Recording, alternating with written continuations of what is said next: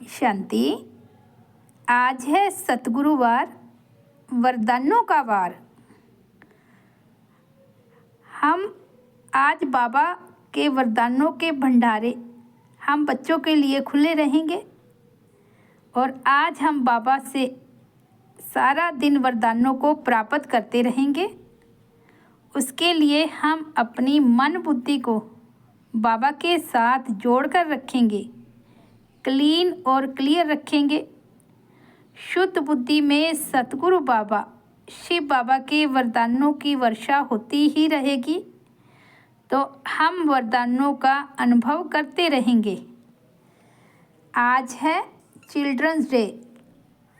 हमारे देश के पूर्व प्रधानमंत्री जवाहरलाल नेहरू जी का भी जन्मदिन मनाते हैं, परंतु हम सब आत्माओं रूपी बच्चों का जो बेहद बाबा है, वो जब इस सृष्टि पर आते हैं तो हमें एक नया जन्म देते हैं। वो जन्म जिसमें अपवित्रता का, अशांति का, दुख का नाम भी नहीं है और निशान भी नहीं है, अंश भी नहीं है और वंश भी नहीं है। ऐसी पवित्र दुनिया जहाँ संकल्पों में, वृत्तियों में, दृष्टि में, कृति में संपूर्णता निर्विकारता है, जहाँ सर्व आत्माएं सर्व गुणों में संपन्न हैं। ऐसी दुनिया बनाने का आधार बाबा खुद सृष्टि पर आकर रखते हैं। तो बाबा ने ऐसी दुनिया बनाने का आधार आकर हम बच्चों को निमित्त बनाया है। खुद आधार बने हैं और हम बच्चों को आधार बनाया है, और उस आधार को हम आत्माएं महसूस करती हैं। हमारे भीतर की अपवित्रता बाबा की याद से भस्म हो जाती है। तो पवित्रता के सागर की पवित्रता जब हम आत्माओं में धारण हो जाती है, तभी यह सृष्टि संपूर्ण पावन हो जाती है। तो आज की मुरली पवित्रता के सब धर्म, पवित्रता के मूल धारणा पर आधारित है। सुनते हैं बाबा के मधुर महावाक्य। आज है 14 नवंबर 2024 की साकार मुरली। महावाक्य हैं, मीठे बच्चे, इन आँखों से जो कुछ दिखाई देता है, इसे देखते हुए भी नहीं देखो।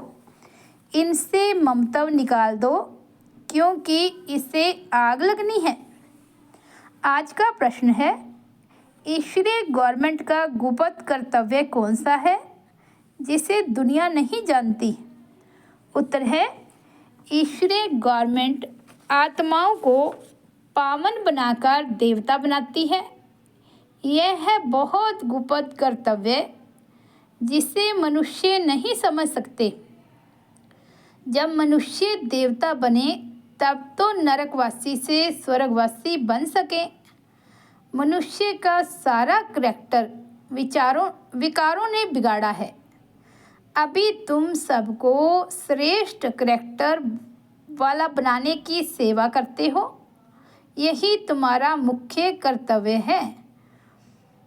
बाबा ने कहा कि मनुष्यों का सारा करैक्टर विकारों ने बिगाड़ा है। अभी बाबा हमारा करैक्टर सुधार रहे हैं, तो हमने भी दूसरों का करैक्टर सुधारने की सेवा करनी है। यही हमारा मुख्य कर्तव्य है। ओम शांति। जब ओम शांति कहा जाता है तो अपना सब धर्म और अपना घर याद पड़ता है। फिर घर में बैठ तो नहीं जाना है। बाप के बच्चे बने हैं तो जरूर स्वर्ग का वर्षा भी याद पड़ेगा। ओम शांति कहने से भी सारा ज्ञान बुद्धि में आ जाता है। मैं आत्मा शांत स्वरूप हूँ, शांति के सागर बाप का बच्चा हूँ।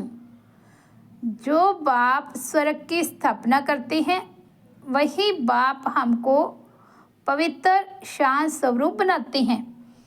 मुख्य बात है पवित्रता की।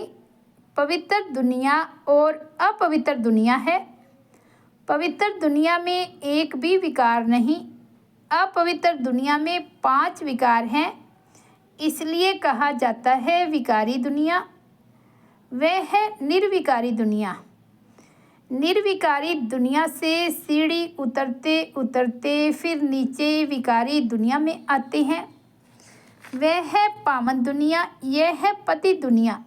राम राज्य और रावण राज्य है ना। समय पर दिन और रात गाए हुए हैं। ब्रह्मा का दिन और ब्रह्मा की रात। दिन सुख, रात दुख, रात भटकने की होती है। यूं तो रात में कोई भटकना नहीं होता है, परंतु भक्ति को भटकना कहा जाता है। तुम बच्चे यहाँ आए हो सद्गति पाने के लिए। तुम्हारी आत्मा में 5 विकारों के कारण पाप थे। उनमें भी मुख्य है काम विकार, जिससे ही मनुष्य पाप आत्मा बनते हैं। यह तो हर एक जानते हैं। हम पतित हैं, भ्रष्टाचार से पैदा हुए हैं। एक काम विकार के कारण सारी क्वालिफिकेशन बिगड़ गई है। इसलिए बाप कहते हैं इस काम विकार को जीतो तो जगत जीत नई दुनिया के मालिक बनेंगे। तो अंदर में इतनी खुशी रहनी चाहिए। मनुष्य पतित बनते हैं तो कुछ समझते नहीं। इस काम पर ही कितने हंगामे होते हैं, कितनी अशांति, हाहाकार हो जाता है। इस समय दुनिया में हाहाकार क्यों है? क्योंकि सभी पाप आत्माएं हैं। विकारों के कारण ही असुर कहा जाता है। अभी बाप द्वारा समझते हो, हम तो बिल्कुल कौड़ी मिसर वर्थ नाटे पहने थे। काम की जो चीज़ नहीं उसे आग में जलाया जाता है। अभी तुम बच्चे समझते हो दुनिया में कोई काम की चीज़ नहीं, सभी मनुष्य मात्र को आग लगनी है। जो कुछ इन आँखों से देखते हैं सबको आग लग जाएगी। आत्मा को तो आग लगती नहीं। आत्मा तो जैसे इंश्योर है। आत्मा को कभी इंश्योर कराते हैं क्या? इंश्योर तो शरीर को कराते हैं। बच्चों को समझाया गया है यह खेल है। आत्मा तो ऊपर में 5 तत्वों से भी ऊपर रहती है। 5 तत्वों से ही सारी दुनिया की सामग्री बनती है। आत्मा तो नहीं बनती। आत्मा तो सदैव है ही। सिर्फ पुण्य आत्मा पाप आत्मा बनती है। 5 विकारों से आत्मा कितनी गंदी बन पड़ती है।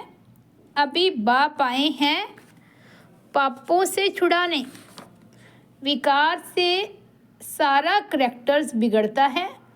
करैक्टर्स किसको कहा जाता है यह भी किसको पता नहीं है। गाया भी हुआ है पांडव राज्य, कौरव राज्य। अभी पांडव कौन है यह भी कोई नहीं जानते। अभी तुम समझते हो हम ईश्वरीय गवर्नमेंट के हैं। बाप आए हैं राम राज्य स्थापन करने। इस समय ईश्वरीय गवर्नमेंट क्या करती है? आत्माओं को पावन बनाकर देवता बनाती है। नहीं तो फिर देवता कहाँ से आए यह कोई नहीं जानते। इसलिए इसको गुप्त गवर्नमेंट कहा जाता है तो यह भी मनुष्य, परंतु देवता कैसे बने, किसने बनाया? देवी देवता तो ऐसे ही हैं स्वर्ग में, तो उन्हों को स्वर्गवासी किसने बनाया?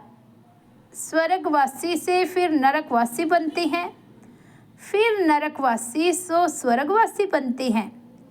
यह तुम भी नहीं जानते थे, फिर और कैसे जानेंगे?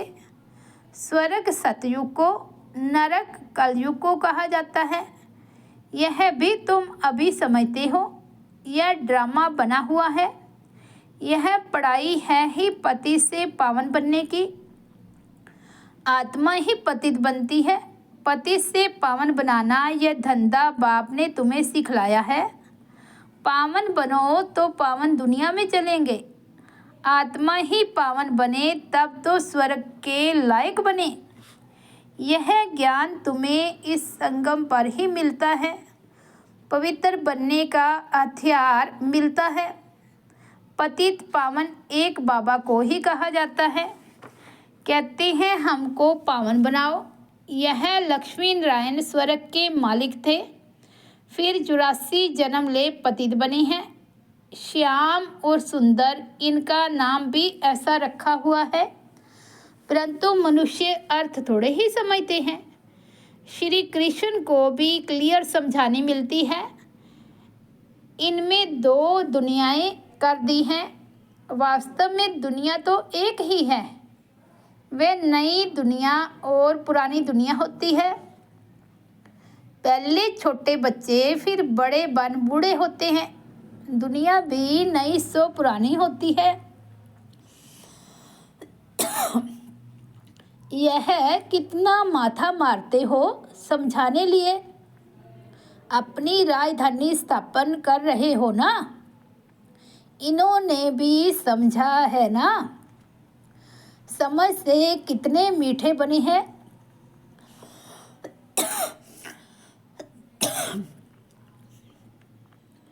बाबा कहते समझ से कितने मीठे बने हैं। किसने बनाया? भगवान ने।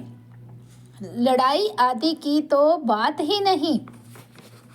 भगवान कितना समझदार नॉलेजफुल बनाते हैं। शिव के मंदिर में जाकर नमन करते हैं, परंतु वह क्या है, कौन है, यह कोई नहीं जानते। शिव, काशी, विश्वनाथ, गंगा बस सिर्फ कहते रहते हैं, अर्थ जरा भी नहीं समझते। समझाओ तो कहेंगे तुम हमको क्या समझाएंगे, हम तो वेद शास्त्र आदि सब पढ़े हुए हैं। तुम बच्चों में नंबरवार हैं जो यह धारणा करते हैं। कोई तो भूल जाते हैं क्योंकि बिल्कुल पत्थर बुद्धि बन गए हैं। तो अभी जो पारस बुद्धि बने हैं उन्हों का काम है औरों को भी पारस बुद्धि बनाना। पत्थर बुद्धि की एक्टिविटी ही ऐसी चलती है क्योंकि हंस बगुले हुए ना। हंस कभी किसको दुख नहीं देते, बगुले दुख देते हैं। उन्हें असुर कहा जाता है। पहचान नहीं रहती। बहुत सेंटर्स पर भी ऐसे विकारी बहुत आ जाते हैं। बहाना बनाते हैं हम पवित्र रहते हैं, परंतु है झूठ। कहा भी जाता है झूठी दुनिया। अभी है संगम। कितना फर्क रहता है। जो झूठ बोलते, झूठा काम करते, वही थर्ड ग्रेड बनते हैं। फर्स्ट, सेकंड, थर्ड ग्रेड होती है ना। बाप बता सकते हैं ये थर्ड ग्रेड है। बाप समझाते हैं पवित्रता का पूरा सबूत देना है। कई कहते हैं आप दोनों इकट्ठे रहते पवित्र रहते हो, यह तो असंभव है।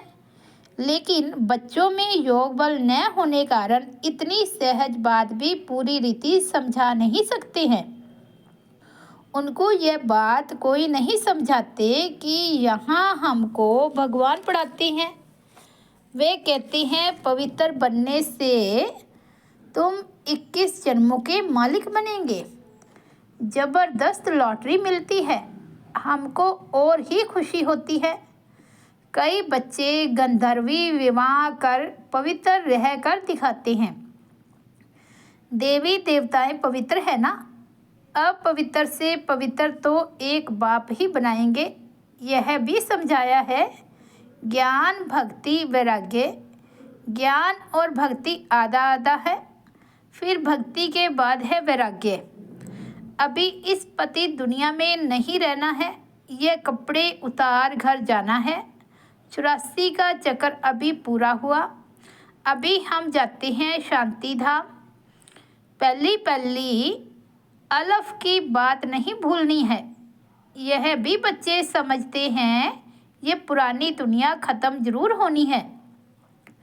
बाप नई दुनिया स्थापन करते हैं। बाप अनेक बार नई दुनिया स्थापन करने आए हैं। फिर नरक का विनाश हो जाता है। नरक कितना बड़ा है, स्वर्ग कितना छोटा है। नई दुनिया में है एक धर्म। यहाँ तो कितने ढेर धर्म है। लिखा हुआ भी है, शंकर द्वारा विनाश, अनेक धर्मों का विनाश होता है। फिर ब्रह्मा द्वारा एक धर्म की स्थापना होती है। यह धर्म किसने स्थापन किया? ब्रह्मा ने तो नहीं किया। ब्रह्मा ही पति से फिर पावन बनते हैं। मेरे लिए तो नहीं कहेंगे पति से पावन। पावन है तो लक्ष्मी नारायण नाम है, पतित हैं तो ब्रह्मा नाम है। ब्रह्मा का दिन, ब्रह्मा की रात, उनको अर्थात शिव बाबा को अनादि क्रिएटर कहा जाता है। आत्माएं तो है ही हैं, आत्माओं का क्रिएटर नहीं कहेंगे, इसलिए अनादि कहा जाता है। बाप अनादि तो आत्माएं भी अनादि है, खेल भी अनादि है। यह अनादि बना बनाया ड्रामा है। सब आत्मा को सृष्टि चक्र के आदि मध्य अंत के ड्यूरेशन का ज्ञान मिलता है। ये किसने दिया? बाप ने। तुम 21 जन्म के लिए धनी के बन जाते हो, फिर रावण के राज्य में निधन के बन जाते हो। फिर करैक्टर्स बिगड़ने लगते हैं। विकार है ना, मनुष्य समझते हैं नरक स्वर्ग सब इकट्ठे चलते हैं। अभी तुम बच्चों को कितना क्लियर समझाया जाता है। अभी तुम गुप्त हो, शास्त्रों में क्या क्या लिख दिया है, कितना सूत मूंझा हुआ है। बाप को ही बुलाते हैं, हम कोई काम के नहीं रहे हैं। आकर पावन बनाकर हमारे करैक्टर्स सुधारो। तुम्हारे कितने करैक्टर्स सुधरते हैं, कोई तो सुधरने के बदले और ही बिगड़ते हैं। चलन से ही मालूम पड़ जाता है। आज हंस कहलाते, कल बगुले बन पड़ते हैं। देरी नहीं लगती है। माया भी बड़ी गुप्त है, यहाँ कुछ देखने में आता थोड़े ही है। बाहर निकलने से दिखाई पड़ता है, फिर आश्चर्यवंत सुनंती भगंती हो जाती हैं। इतनी जोर से गिरते जो हड्ड गुड ही टूट जाते हैं। इंद्रप्रस्थ की बात है, मालूम तो पड़ ही जाता है। ऐसे को फिर सभा में नहीं आना चाहिए। थोड़ा बहुत ज्ञान सुना है तो स्वर्ग में आ ही जाते हैं। ज्ञान का विनाश नहीं होता है। अभी बाप कहते हैं पुरुषार्थ कर ऊंच पद को पाओ। अगर विकार में गए तो पद भ्रष्ट हो जाएगा। अभी तुम समझते हो यह चक्कर कैसे फिरता है। अभी तुम बच्चों की बुद्धि कितनी पलटती है, फिर भी माया धोखा जरूर देती है। इच्छा मात्रम अविद्या, कोई इच्छा रखी तो गया, वर्थ नाटे पैनी बन जाते हैं। अच्छे अच्छे महारथियों को भी माया किसी न किसी प्रकार से धोखा दे देती है, फिर वे दिल पर चढ़ नहीं सकते हैं। कोई तो बच्चे ऐसे होते हैं जो बाप को भी ख़त्म करने में देरी नहीं करते, परिवार को भी ख़त्म कर देते हैं। महान पाप आत्माएं हैं। रावण क्या क्या करा देता है, बहुत नफरत आती है। कितनी डर्टी दुनिया है, कितनी डर्टी दुनिया है। इससे कभी दिल नहीं लगानी है। पवित्र बनने की बड़ी हिम्मत चाहिए। विश्व के बादशाही की प्राइज लेने के लिए पवित्रता है मुख्य। पवित्रता पर कितने हंगामे होते हैं। गांधी जी कहते थे, हे पतित पावन आओ। अब बाप कहते हैं हिस्ट्री ज्योग्राफी फिर से रिपीट होती है। सबको वापस आना ही है, तब तो इकट्ठे जावें। बाप भी तो आए हैं ना सबको घर ले जाने के लिए। बाप के आने बगैर कोई वापस जा न सके। अच्छा, मीठे मीठे सिकिलदे बच्चों प्रति माता पिता बाप दादा का याद प्यार और गुड मॉर्निंग। रूहानी बाप की रूहानी बच्चों को नमस्ते। हम रूहानी बच्चों की रूहानी बाप दादा को याद प्यार, गुड मॉर्निंग और नमस्ते। धारणा के लिए मुख्य सार फर्स्ट पॉइंट है, माया के धोखे से बचने के लिए किसी भी प्रकार की इच्छा नहीं रखनी है। इच्छा मात्रम अविद्या बनना है। सेकंड पॉइंट है, विश्व के बादशाही की प्राइज लेने के लिए मुख्य है पवित्रता, इसलिए पवित्र बनने की हिम्मत रखनी है, अपने करैक्टर्स सुधारने हैं। आज का शिव बाबा का, सतगुरु बाबा का वरदान है, सदा याद की छत्र छाया के नीचे, मर्यादा की लकीर के अंदर रहने वाले माया जीत विजयी भाव। सदा याद की छत्र छाया के नीचे, मर्यादा की लकीर के अंदर रहने वाले माया जीत विजयी भाव। बाप की याद ही छत्र छाया है। छत्र छाया में रहना अर्थात माया जीत विजयी बनना। सदा याद की छत्र छाया के नीचे और मर्यादा की लकीर के अंदर रहो तो कोई भी हिम्मत नहीं अंदर आने की। मर्यादा की लकीर से बाहर निकलते हो तो माया भी अपना बनाने में होशियार है, लेकिन हम अनेक बार विजयी बने हैं। विजय माला हमारा ही यादगार है। इस स्मृति से सदा समर्थ रहो तो माया से हार हो नहीं सकती। आज का स्लोगन है, सर्व खजानों को स्वयं में समा लो तो संपन्नता का अनुभव होता रहेगा। सर्व खजानों को स्वयं में समा लो तो संपन्नता का अनुभव होता रहेगा। तो बाबा जो दे रहे हैं उसे एकाग्र बुद्धि से अपने अंदर समाते रहो। तो आज हम क्या करेंगे? आज जो सारी मुरली है पवित्रता पर आधारित है। तो आज सारा दिन सम्मान में रहेंगे। मैं पवित्रता का सागर हूँ, स्वयं पवित्रता के सागर की संतान हूँ।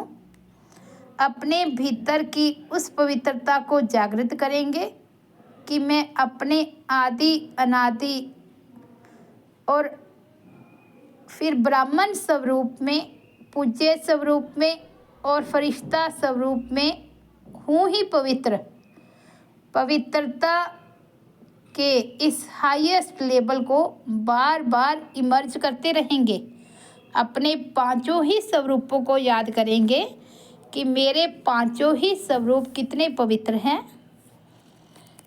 अच्छा, ओम शांति। तो यह थे 14 नवंबर 2024 के बाबा के अनमोल महावाक्य।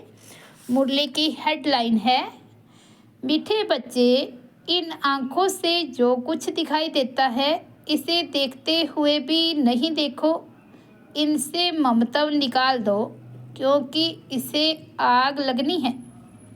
अच्छा, ओम शांति।